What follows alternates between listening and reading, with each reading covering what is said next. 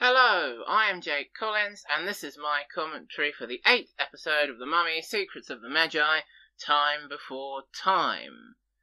I've mentioned Extreme Ghostbusters a couple of times on these commentaries, and here I mention it again, because this riddle of the Sphinx here, 4 legs, 2 legs, 3 legs, is the same riddle of the Sphinx that appeared in Extreme Ghostbusters, and I've also seen it written, referenced as the riddle of the Sphinx before.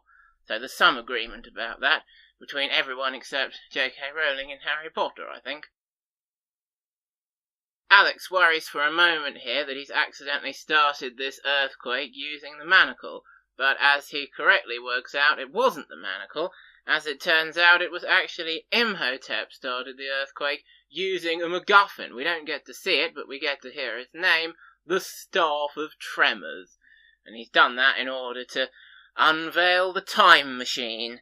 And, well, it works, as we're about to see. It doesn't make a great deal of sense, all this time travel stuff, but then what time travel stuff really does? Alex remembers the real timeline because of the manacle, and then he remembers the erased timeline to sort it all out because of the manacle.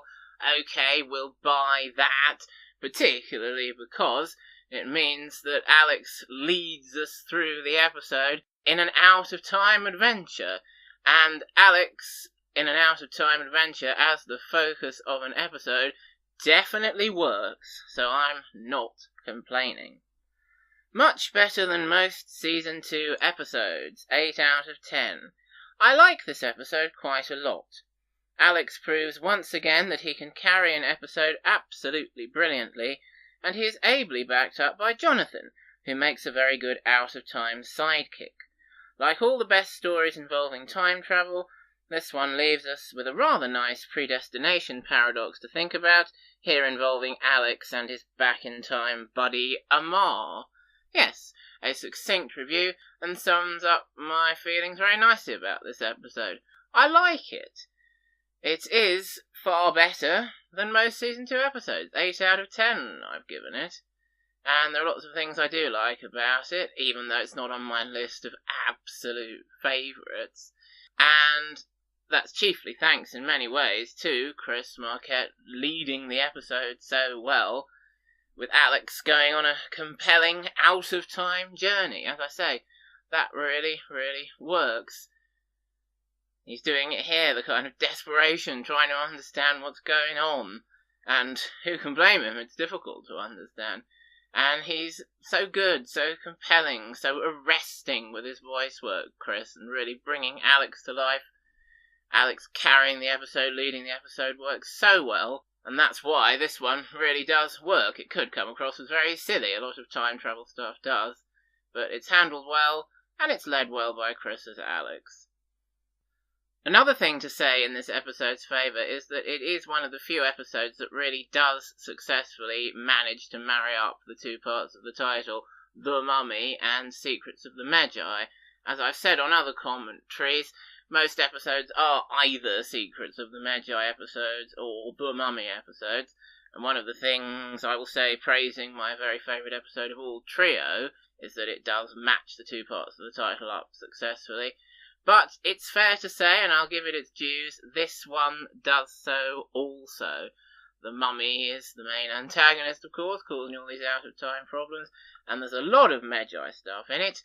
Not only does Alex use a lot of his cool Magi moves that he's perfected by now, but we meet, in a bit, the original Magi, the founder of the Magi Order, and it is kind of nicely linked in, the Mummy and Secrets of the Magi stuff together, so that works very well. I don't know why Alex thinks he can rely on Ardith Bay, of all people, to remember the right timeline and back him up. Ardith is the last person you should be trying to rely on, Alex, as you should know by now. But again, this is all great, very much sympathising with Alex, feeling what he's feeling, going through the episode. As I say in the review, carrying the episode, Alex does. Absolutely fantastic stuff. And as I've also said in a Season 1 commentary, that's what a successful episode of the Mummy TV series needs. It needs Alex and some antagonists and a problem for Alex to be up against, and this episode certainly has that, and some appropriate backup for Alex to do compelling family teamwork with him. And in this episode, he has in that role Uncle Jonathan. And that is some nice use of Uncle Jonathan. Rick and Evie spend most of the episode in prison in a timeline that gets erased, but the episode doesn't suffer without them. Alex, of course, leads it brilliantly, as I keep saying, and Jonathan is a really good companion, out-of-time sidekick for him. So that's what a successful episode needs, and this is what this successful episode has. And we're about to have the bit where Jonathan becomes one of the characters who gets convinced in various things that he is in an incorrect timeline that needs to be erased and is there erroneously. And who can blame Jonathan for coming round to Alex's way of thinking here? The wonderful conviction that Chris puts into his performance as Alex. And it's really good for Alex as a character as well. The way he's striving to get things back how they should be. I know this isn't how things are supposed to be. We've got to save Mom and Dad. And they've matched it up with his facial movements there, of course, and he looks like a very heroic figure there, standing square-shouldered with his hair being ruffled by the breeze. I mean, how could Jonathan not be convinced by Alex in this situation? The conviction is brilliant, and the voice acting performance is brilliant. And, yeah, Uncle Jonathan does make, as I say, a very good out-of-time sidekick, backing up Alex, following Alex's lead, and it's a nice little extension of their great uncle-nephew relationship that we've seen in so many episodes. They do trust each other, they are friends, companions, in a way that Alex isn't quite with his parents. More friend than family in some ways, and that translates really well to being Alex's out-of-time sidekick. And yeah, the pair of them here, leading the episode, Alex is leading it really, with Jonathan backing him up, works really, really well. And I do like in this bit how Alex uses, once again, his archaeology skills, his translation skills. He translates that bit of wall with the hidden panel in order to find the time machine, and he also uses his translation skills to work out how to use the time machine, and he does so successfully, which is great, because all that hard work that Alex was doing on his languages and his archaeological skills in the first series, or at times it wasn't such hard work he was doing when he was supposed to be doing hard work, it's really paying off here. Alex is not only an expert at Magi stuff, he's an expert archaeologist as well. So I do like to see that links back to earlier in the series, and evidence of Alex as a complete character who we've watched and enjoyed growing on his journey, and indeed we continue to do so. Wonderful stuff. I also think this episode makes the most successful use of the issue of Princess Nefertari, Evie in her past life. It works quite well here, linking her in with the whole saga of Imhotep and the Manacle of Osiris. I'm not so sure that when Alex tells Princess Nefertari what the answer to the Sphinx's riddle is, man, that Evie should remember that, have a kind of racial memory of it from a past life. But that is a nice thing to see in a time travel adventure. Someone goes back in time and tells someone something in the past, and then that gets used in the future by the same person, or a reincarnation of the same person in this case. So it's quite nice. I don't think it makes, as I say, as is the case with a lot of stuff about time travel, a lot of sense, but it's quite nice. And again, Alex here, look at the brilliant job he's doing of leading us through his journey through this episode. Doing all that wonderful work, freaking out the ancient time guards with the torch, face the wrath of the Magi. Absolutely wonderful stuff from Alex, absolutely wonderful stuff from Chris, of course. And Tom Kenny as Jonathan doing an excellent job of backing him up. It works. It really works, this. And we're about to meet, of course, Amar, the founder of the Magi, and also, I think it's fair to suppose, an O'Connell ancestor. And I think this is rather nicely backed up by the fact that Amar is voiced by Chris Marquette's younger brother, Sean Marquette, who, like his older brother Chris, does an excellent job with the voice acting performance. I think he's really good, Sean Marquette, and he works really well with his brother, with the voice of Chris. Their voices mesh, and the two characters of Alex and Amar do mesh very nicely. Alex uses some very nice Magi skills there to save Amar when he falls off the balcony rather stupidly.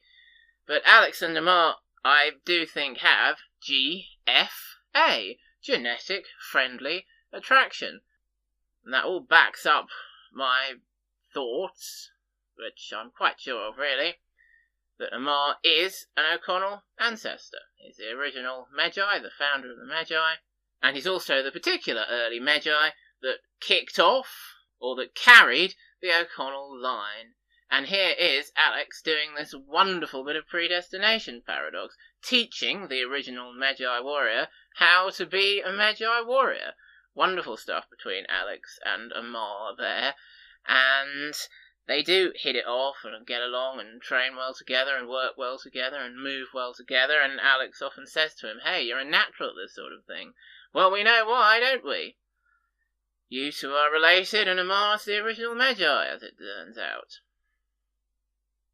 Now this bit struck me, because it reminded me of what I was saying about Alex diving in head first, being a little reckless and like father, like son, but that coming across as a good thing for the character, unlike when he's doing it because he's overconfident and full of himself. And the same is true here. Tactically, what Alex does here isn't a very good idea at all.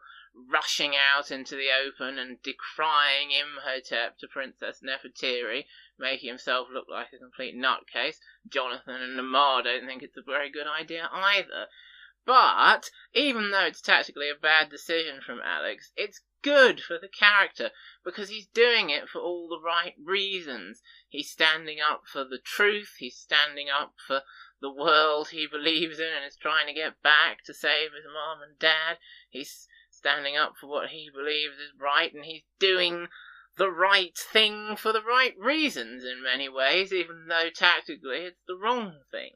But it does begin to spark Nefertiri's suspicions of Imhotep, so perhaps it does do some good. And even though it ends up with Alex and Jonathan in prison there, it's not a bad thing for Alex to have done. It's good for the character. It's a compelling thing for the character to have done. It's a nice part of his journey for us to live through with him, understand why he did it and why he felt the need to do it. And, as I say, in the short term it might not have been that good a plan, but good things do come from it. And here Amar really comes through and proves himself, letting them out, and tells Alex how much he's been impressed by Alex and what he's done and how he stood up to the high priest. You must have a just cause if you've done that. And we can see all that Alex has taught Amar there, fighting skills and mental stuff as well. So yeah, great interplay between those two. Great relationship, kicking off the whole Magi order. And that's why I say it does rather nicely link in the Mummy and Secrets of the Magi. And we can see from this how it is slightly different from the film continuity, as if we didn't know already. The Magi are the Pharaoh's guards in the film continuity, whereas in this, they're a kind of offshot of the royal guards, kind of renegade royal guards, I suppose, that are formed specifically to combat Imhotep once he becomes evil. So yeah, bit of difference there. Here's Captain Horolf, of course, captain of the Royal Guards. He's also an O'Connell ancestor. He must be, because he is Amar's father. Yes, Alex and Amar were doing some great moves together there to defeat the soldiers and get away. And they run slap bang into Imhotep, and what happens next? It's the bit where Imhotep from the future turns up to say to Imhotep from the past, "I've come to warn you, in 3,000 years you'll be dead." And past Imhotep goes, "Will I really?" And future Imhotep goes, "Yes, unless you do something about it now." and that is pretty much exactly what is said. And Imhotep, of course, is far from pleased to see Alex there. It could and should have perhaps had a decent bit of back and forth between Alex and Imhotep there, and as I have said before, we don't get enough of that in the series, but we just get Imhotep going, "Oh, Connell, what are you doing here?" Could have been better, but wasn't. Alex and Amar again using some nice Magi skills there in conjunction, and Jonathan had one of his moments there, deflecting Imhotep's sword. Wonderful. Jonathan's moments certainly are few and far between in Season 2, and there was one of them, just proving that he is a very worthy, very well-used, back-in-time sidekick. Or out-of-time sidekick, I've called him, haven't I? That's right. Out of his own timeline. And Amar is a back-in-time buddy, because Alex has gone back in time and become buddies with him. Largely due to GFA,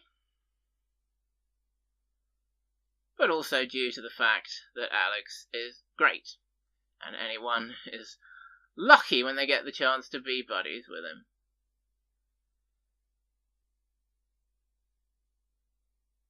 So titillating to find out from this episode that Alex is not only the supreme Magi and the best thing at all about the Mummy franchise, he's also the original Magi in many ways. What a wonderful predestination paradox, as I've said.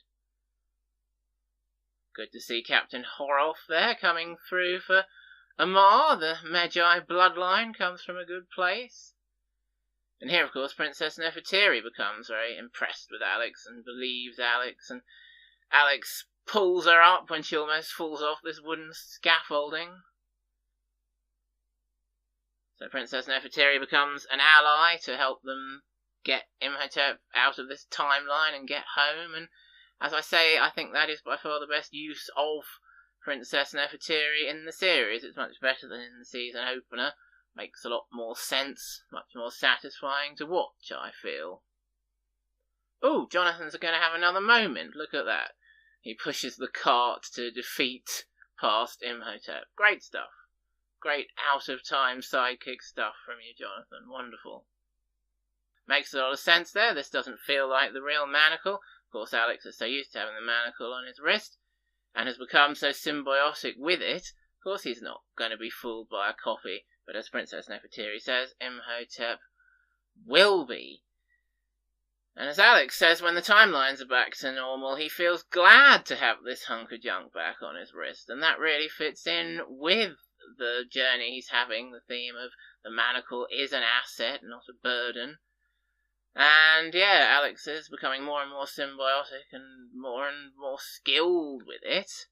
And he should be using it, as I have said before, in the final showdown at the end of the series. At the end of that fantastic journey. Will he be? Well, I guess we'll just have to wait and see.